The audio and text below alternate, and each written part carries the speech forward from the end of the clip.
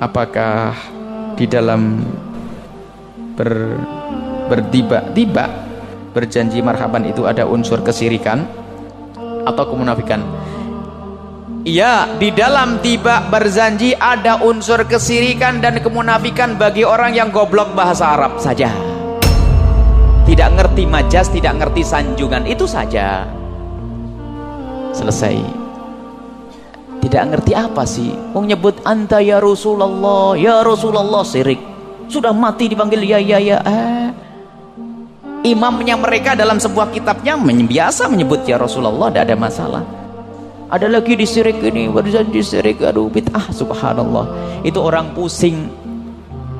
Kita di Cirebon teriak-teriak, kalau memang syirik tolong jelaskan ke saya. Nggak ada yang datang ke rumah, dijamin setiap datang pulang 100.000. Yang pengen ngingetkan, ayo. Kurang, mau ditambah. Kalau memang dalam tiba berjanji ada syirik, datang ke rumah pulang 100.000. Kalau kurang nanti bisa pesen telepon, saya nggak mau 100.000, tawar-menawar boleh nanti. Asalkan mau ngingetkan ya, kasih tahu. Nggak ada, dikasih duit nggak ada, nggak dimarahi. Saya nggak ada punya ajudan, nggak ada, bodyguard nggak punya. Nyantai datang ke pesantren Al-Bajah, assalamualaikum, saya ingatkan berjanji bid'ah sesat, ini syiriknya. Itu saja. Beraninya di radio-radio, di media-media, hantam sana hantam sini, sampai ibu-ibu yang biasanya berjanjian akrab, akur, senyum-senyum, cemberutan, ahli bid'ah sesat masuk neraka. Ya Allah, semua orang di dunia ini masuk neraka. Surga ini kayak dipesan untuk dia, bibi dan pamannya, yang lain nggak boleh.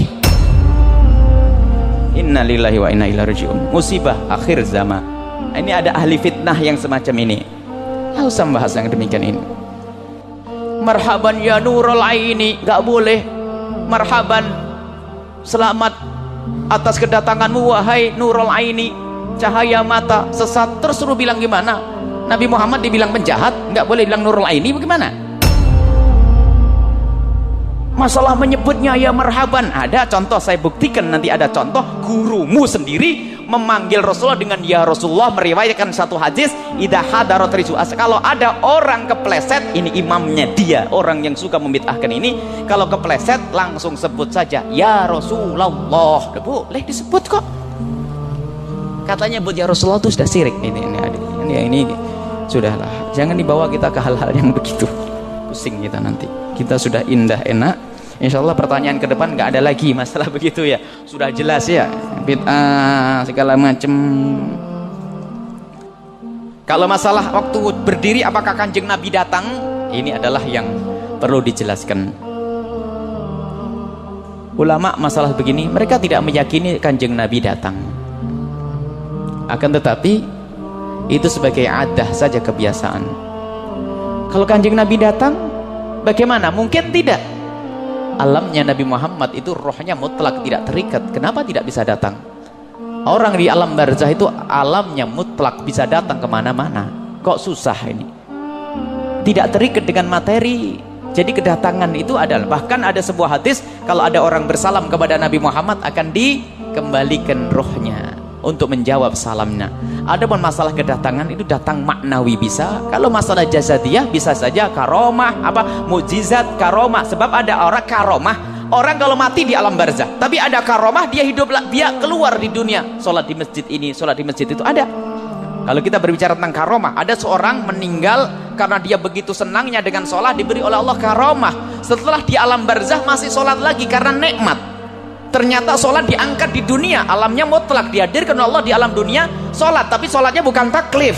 Ini namanya apa? Karomah. Bisa saja. Kenapa Nabi Muhammad yang lebih dari karomah, mukjizat, kemuliaan dan sebagainya tidak bisa?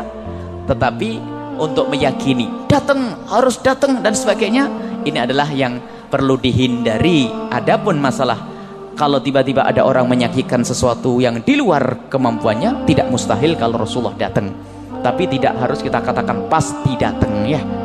Pasti datang itu tidak usah kita mengatakan seperti itu, nanti takut fitnah.